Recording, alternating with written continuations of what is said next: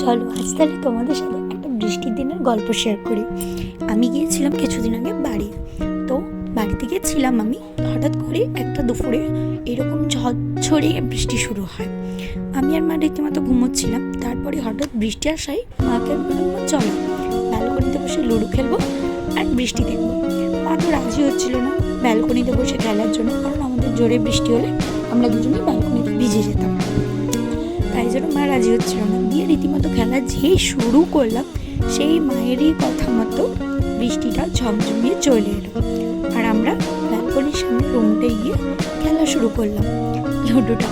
কথাই বলে না, মাদের কথা কিন্তু সত্যিই লেগে যায়। এটা কিন্তু একদম বাস্তব। আমি সেই মুহূর্তে প্রমাণ পেয়েছি। কারণ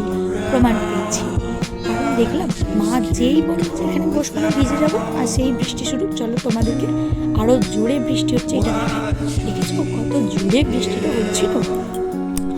আমরা দুজনে লুডো খেলছিলাম, দুজনেরই পুঁটের দরকার ছিল, কিন্তু আমার ফার্স্টে পুঁট পড়ে যায়, তাই আমি জিতে যাই। মাকে বলি, দেখো আমি কিন্তু জিতে গেলাম। তার তো মন খারাপ, কারণ আমি জিতে গেছি, সে হেরে গেছে। তারপরে আবার আমরা সাবলুডো খেলা শুরু করি। সাবলুডোটাই মা 90-এর ঘরের কাছাকাছি চলে যায়, আর আমার গুটিই বেরোয় না।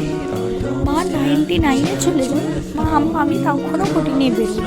মা জিতে যায়, আমি তখনও বেরোইনি। দিয়ে মাকে বললাম, দেখো তুমি জিতে গেছো, দেখেছো জিতেছে বলে কত মজা পেয়েছে। তারপরে আমি চলে গেলাম একটু ছাদে, পা ভেজাতে বৃষ্টিতে, কি মজা লাগছিল।